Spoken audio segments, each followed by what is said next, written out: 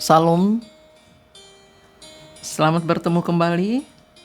Damai sejahtera Allah yang melampaui segala akal akan memelihara hati dan pikiran kita dalam Kristus Yesus Tuhan kita. Hari ini saya ingin menyampaikan perenungan dari Kisah Para Rasul pasal 16 ayat 25 dan 26. Kisah Para Rasul pasal 16 ayat 25 dan 26 berbunyi, "Tetapi kira-kira tengah malam Paulus dan Silas berdoa dan menyanyikan puji-pujian kepada Allah, dan orang-orang hukuman lain mendengarkan mereka. Akan tetapi terjadilah gempa bumi yang hebat, sehingga sendi-sendi penjara itu goyah, dan seketika itu juga terbukalah semua pintu dan terlepaslah belenggu mereka semua." Saudara yang dikasihi Tuhan,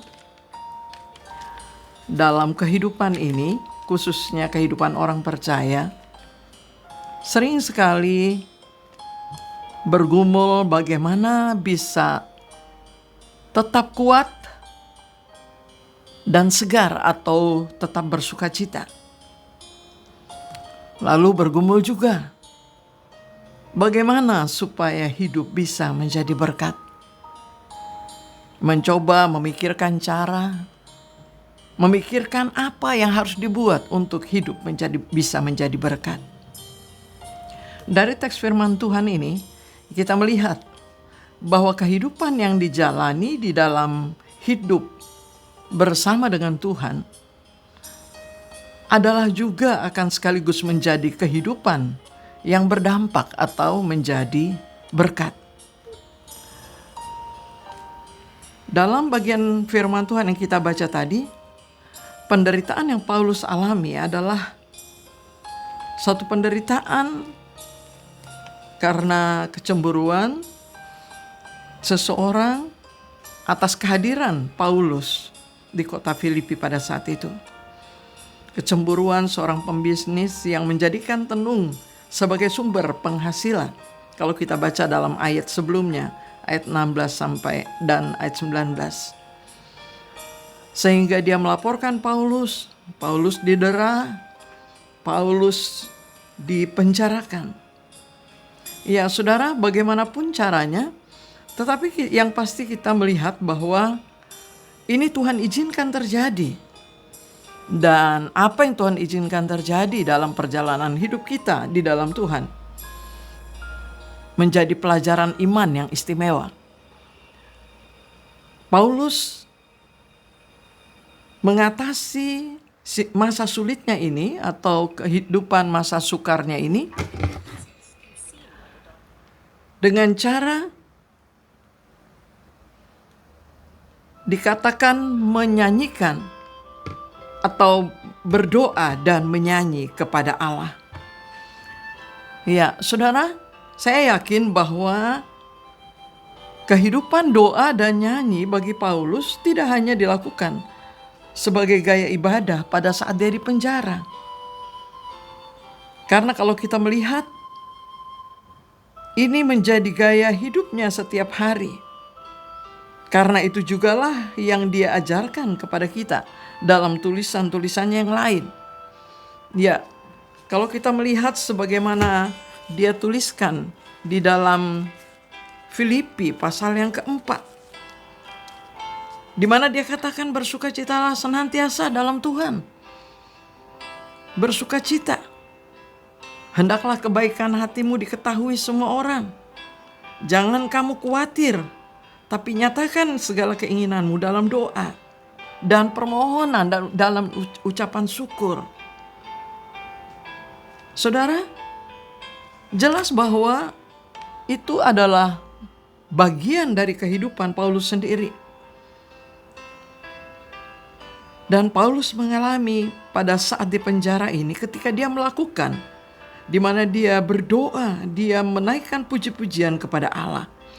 Apa yang dilakukannya itu menjadi sesuatu yang memberkati hidupnya, membuat kuasa Allah terjadi atas hidupnya, mengatasi masalahnya.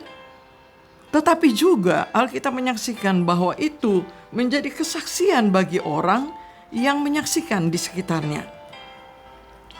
Saudara yang dikasihi Tuhan, menjalin hubungan dengan Allah dan menerapkan kepercayaan kepada Allah dengan doa dan nyanyian sebagaimana yang dilakukan oleh Paulus.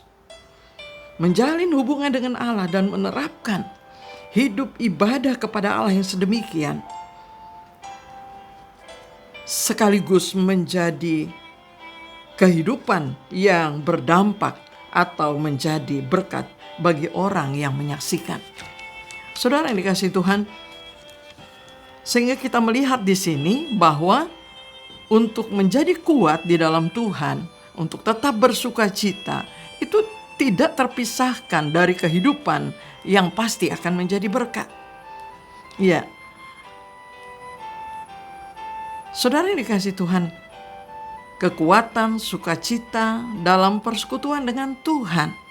Sekali lagi, kekuatan sukacita, hidup ibadah kita, doa dan pujian kita yang kita lakukan tiap-tiap hari. Bukan hanya gaya hidup atau cara dalam mengatasi satu situasi tertentu. Tetapi itu kita lakukan menjadi gaya hidup kita setiap hari. Maka kehidupan yang sedemikian akan sekaligus juga menjadi kehidupan yang berdampak, menjadi kesaksian bagi dunia di sekitar kita. Ya, di tempat pekerjaan kita, saudara, orang di sekitar kita melihat bagaimana gaya hidup kita. Di lingkungan pergaulan kita, teman-teman melihat bagaimana kehidupan kita. Kalau kita melakukan kehidupan yang semu, akan teruji suatu saat. Dan kita bisa menjadi orang yang frustrasi. Karena kehidupan yang semu itu melelahkan, saudara. Tetapi kehidupan yang segar, kehidupan yang di dalam Tuhan adalah sekaligus menjadi kehidupan yang berdampak bagi orang lain. Kiranya Tuhan memberkati kita dan memakai kita menjadi berkat. Tuhan memberkati. Selamat bekerja dan selamat bersekutu dengan Tuhan. Amin. Mari kita berdoa. Bapa kami di surga, kami bersyukur kepadamu lagi untuk hari ini. Kami berdoa biarlah kehidupan ibadah kami, kehidupan kami dalam persekutuan dengan Tuhan menjadi kehidupan yang diberkati oleh Tuhan, baik untuk diri kami sendiri maupun untuk dunia di sekitar kami. Pakai kami Tuhan, dikala Engkau sudah memberkati kami, biarlah kami juga ditolong oleh Tuhan untuk dipakai oleh Tuhan menjadi berkat bagi orang di sekitar kami.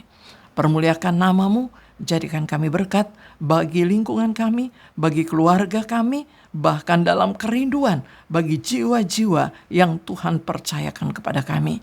Terima kasih Bapa, terima kasih. Permuliakan terus diri-Mu. Dan kami berdoa hari ini lagi memberkati juga orang-orang yang kami kasihi, yang jauh terpisah dari kami maupun yang dekat. Berkati mereka, hidup mereka, juga kebutuhan-kebutuhan mereka Tuhan. Kami berdoa, cukupkanlah mereka dan tolonglah Tuhan, Engkau juga yang akan mengunjungi mereka dan melawat mereka, bahkan memberkati hidup mereka dengan tuntunan-Mu. Berkati juga bangsa kami, berkati pemerintah kami dalam mengatasi kesulitan dan berbagai macam pergumulan bangsa pada saat sekarang ini. Terima kasih Bapa, terima kasih banyak. Di dalam nama Tuhan Yesus Kristus, Tuhan dan Juru Selamat kami berdoa. Amin. Selamat bekerja saudara, Tuhan memberkati kita semua. Amin.